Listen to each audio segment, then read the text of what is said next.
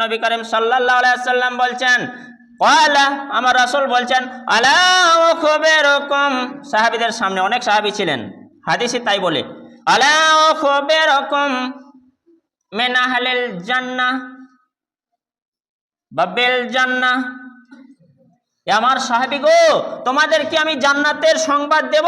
কে জান্নাতে যাবে, কারা জান্নাতি হবে? সাহাবীরা বুক ভরা বেদনা নিয়ে সবই একই কণ্ঠে বললেন, ক্বালু বালা ইয়া রাসূলুল্লাহ, আমাদের বলুন বলুন, আমাদের নবী গো বলে দেন, জান্নাতি মানুষ কারা হবে একটু বলুন বলুন, আমাদের শুনতে খুব ইচ্ছা হচ্ছে। রাসূল করিম সাল্লাল্লাহু আলাইহি ওয়াসাল্লাম বললেন, কুল্লু জাইফিন মুতাজাফিন লাউ আকসামা আলাল্লাহি লা বাররাহ, প্রত্যেকটা দুর্বল মানুষ, দেখেন হাদিসের ভাষা দেখেন,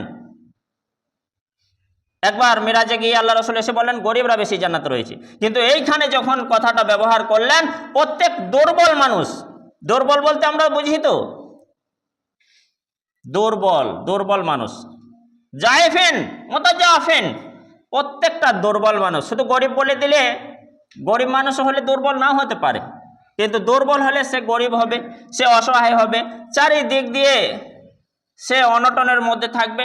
প্রত্যেকটা দুর্বল মানুষ সে জান্নাতে যাবে, তবে যার মধ্যে কলমা নেই, ঈমান নেই, নামাজ রোজা নেই, সে মুসলিম নয়।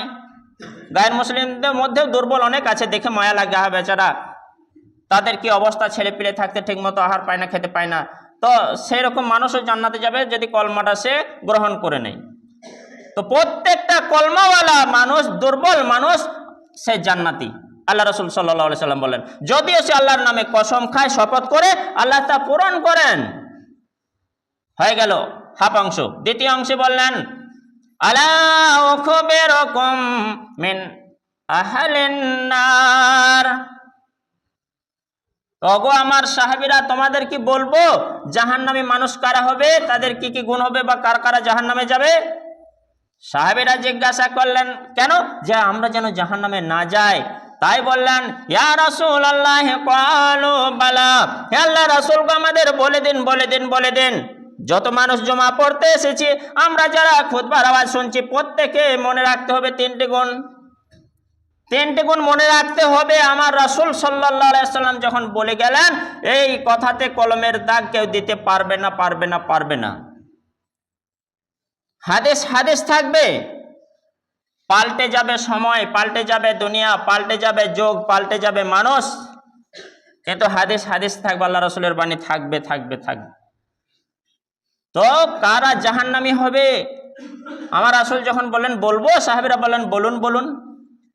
আমার রাসূল করিম সাল্লাল্লাহু আলাইহি সাল্লাম উত্তর দিয়ে সাহাবীদের শুনিয়ে দিলেন, কুল্লু তুল্লিন জাওয়াদিন মুস্তাকবিরিন, কুল্লু তুল্লিন জাওয়াদিন মুস্তাকবিরিন, প্রত্যেকটা নিষ্ঠুর মানুষ, কুল্লু বলা হয় প্রত্যেকটা নিষ্ঠুর মানুষ, প্রত্যেকটা দাম্ভিক মানুষ, প্রত্যেকটা অহংকারী মানুষ।